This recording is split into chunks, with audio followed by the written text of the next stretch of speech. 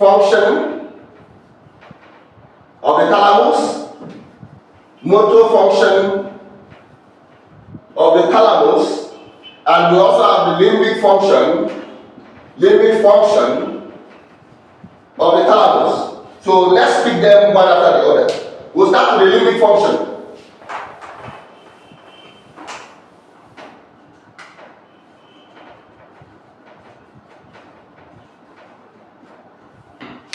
Now, we are going to talk about the limbic function of the thalamus, and the first nuclei that we are going to consider is the anterior thalamic nuclei. Now, the limbic structure that have an involvement with the anterior thalamic nuclei are actually the hippocampus. This is our hippocampus, and this is what we call the entorhinal cortex. This is the cingulate gyrus. Of course, this is the corpus callosum. The corpus callosum is actually a commissural fibers that connects the two cerebral hemispheres together. And of course, we have the mammillary body and then the thalamus. Now, in the thalamus, this is actually where we have the anterior thalamic nuclei. Now, there's a connection between the and the mammillary body. And then this connection is actually called the fornix. It's called the fornix. And then there's a connection between the mammillary body and the anterior thalamic nuclei.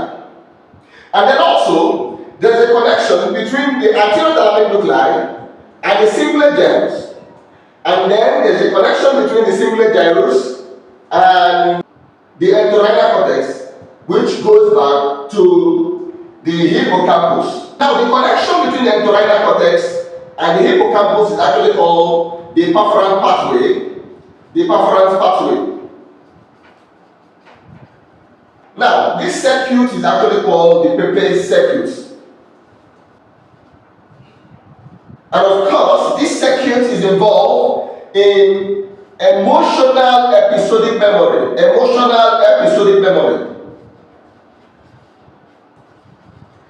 When this circuit is damaged, it causes Alzheimer's disease, and of course, it also causes Korsakoff syndrome.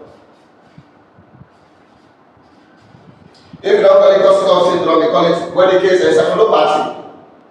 Now, the anterior thalamic nuclei is actually connected with the mammillary body, and that connection is actually known as the mammillothalamic tract. And of course, you can see that the anterior thalamic nuclei is actually involved in emotional episodic memory. Now, the second nucleus that is actually involved with the limbic system, or that is involved in the limbic function of the thalamus, is actually the medial dorsal nucleus of the thalamus. Now, this nucleus actually receives sensory input, motor input, and olfactory input, and gives meaning to this input.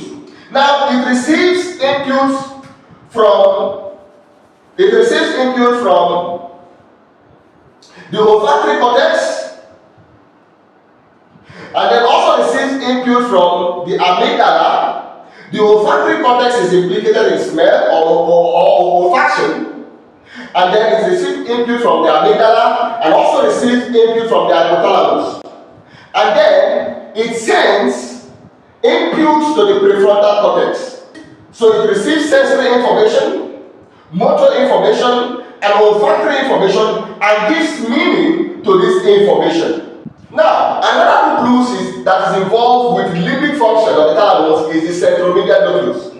Now, the centromedial nucleus actually receives information from the reticular formation of the brainstem. It receives information from the spinal thalamic tract, and then it also receives information from the trigeminothalamic tract.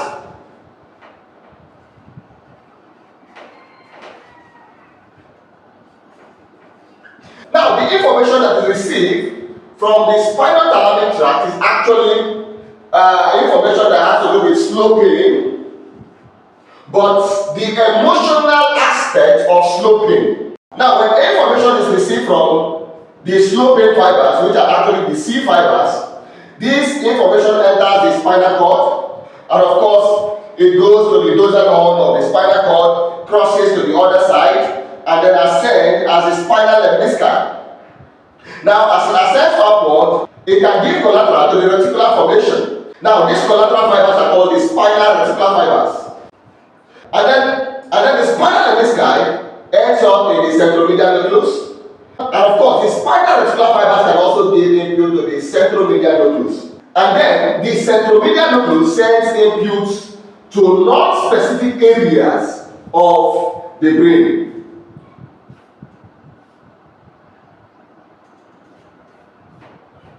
One of such areas is actually called the cingulate gyrus.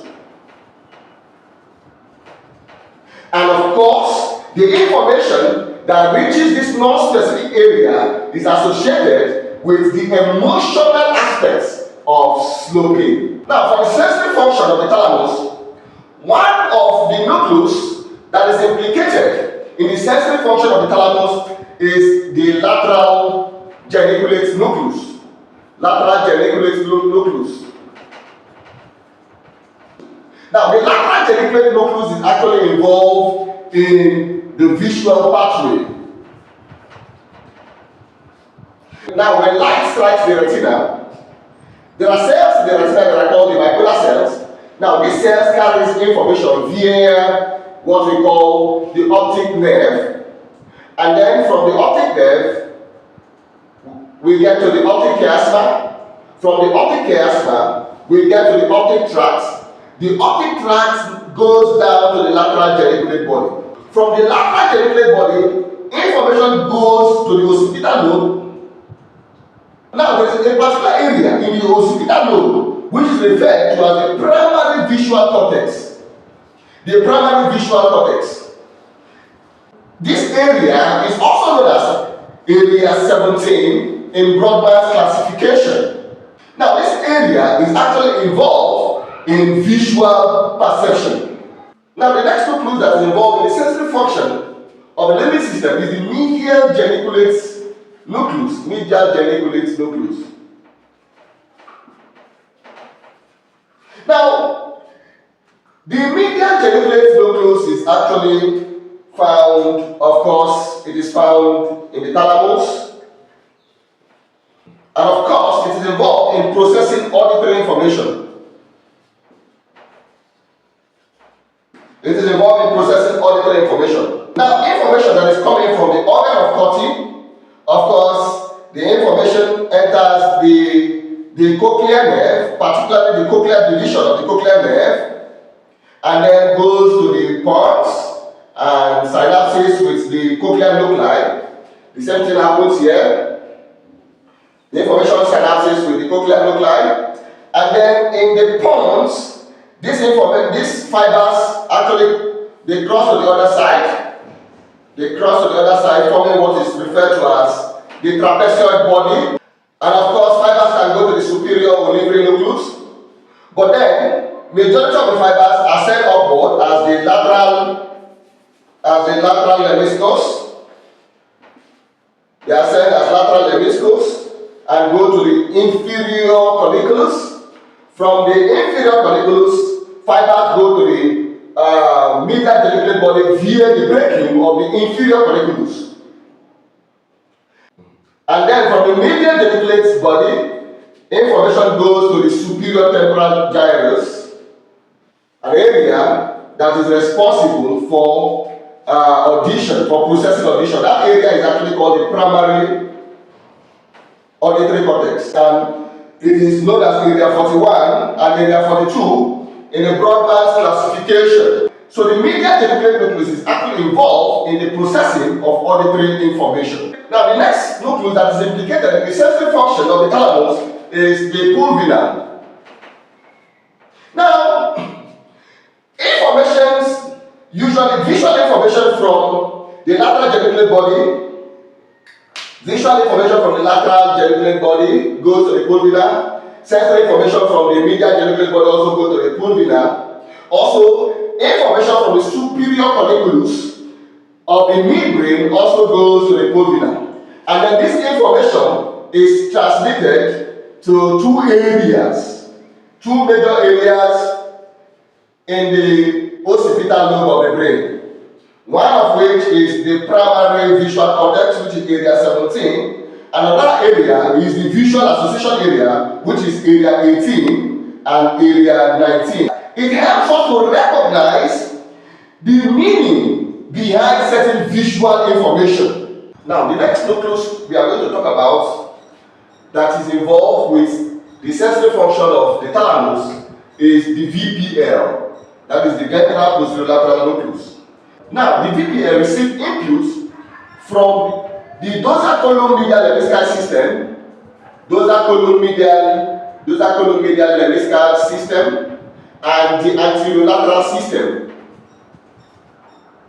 The anterolateral system is also known as the spinothalamic tract.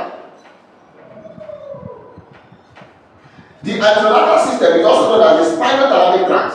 And of course, the spinothalamic tract can be divided into lateral and anterior spinothalamic tract. The lateral spinothalamic tract actually is involved with information that has to do with pain and temperature. And then the anterior spinothalamic tract is involved with information that has to do with cool touch and pressure. For the dorsal column medial lemniscal system, it is involved with information that has to do with proprioceptive information, fine touch, and vibration. Now, let's talk about the dorsal column medial lemniscal system. Now, sensory information reaches the neuron in the dorsal root ganglion, and then, of course, it enters the dorsal gray horn of the spinal cord. From there, it enters the dorsal column and goes upward to the medulla. Now, when it gets to the medulla, its synapses, information that are coming from the lower extremity synapses with the gracile nucleus.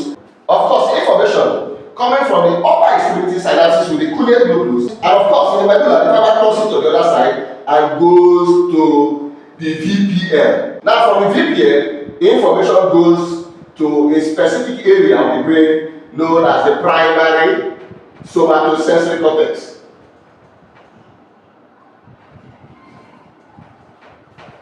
That is responsible for processing sensory information. Now, the next nucleus we will talk about is the VPM, the ventral posteromedial nucleus. Now, this nucleus usually receives gustatory information, and it also receives information from the trigeminal thalamic tract. The trigeminal thalamic tract actually carries proprioceptive information, information that has to do with fine touch and vibration in the face, and then of course it carries it via the trigeminal nerve, and then the information goes to the trigeminal tract. The trigeminal tract actually goes to three nuclei in the brainstem. One of them is actually the mesencephalic nucleus of the trigeminal nerve. The second one is the principal pontine nucleus, and then the next one is the spinal trigeminal nucleus. And then this nucleus actually forms a fiber, which is known as the trigeminal lemniscus, and then of course it ascends upward and goes to the VPM, which is the ventral posteromedial nucleus. From there, the information is relayed down to the primary somatosensory cortex via the posterior limb of the internal capsule. So it comes down to the primary somatosensory cortex. Now, another one is that the VPM also receives information that has to do with gustation. Now, this information is carried by the seventh cranial nerve 7, the ninth cranial nerve, and then the vagus nerve. So the facial nerve, the glossopharyngeal nerve, and the vagus nerve actually picks taste sensation and then carries this information to the tractus solitarius, and then from the tractus solitarius carried via the central tegmental tract to the VPM. From the VPM, the information goes down to the primary somatosensory cortex. Now, let's talk about the motor function of the thalamus. The nucleus that are actually involved in the motor function of the thalamus are the ventral anterior nucleus and the ventral lateral nucleus. Now, this nucleus is actually involved in the function of the basal ganglia. And the ventral anterior and the ventral lateral nucleus are actually involved in initiating and planning of voluntary motor movements. Now, information that is coming from the motor cortex, that is, information that is coming from the primary motor cortex, the premotor cortex, and the supplementary motor cortex. Now, this information goes down to the striatum, and then from the striatum, the information goes to the globus pallidus internus, and then the information goes down to the thalamus, particularly the VA and the VL. That is the ventral anterior and the ventral lateral nucleus of the thalamus. And then from the thalamus, the information goes back to the cortex. Now, this pathway is known as the direct pathway.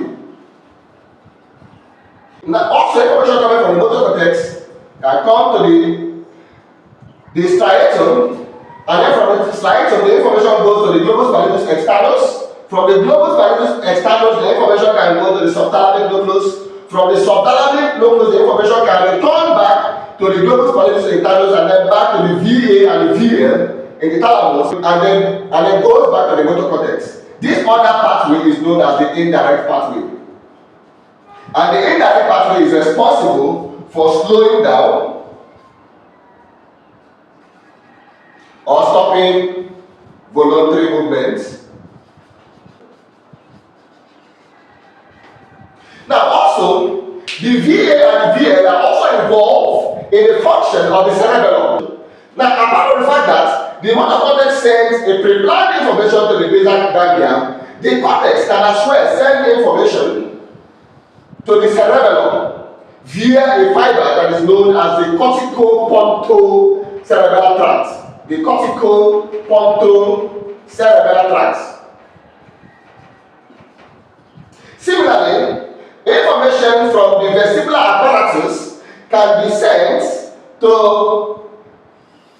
the cerebellum via a tract that is known as the vestibulocerebellar tract.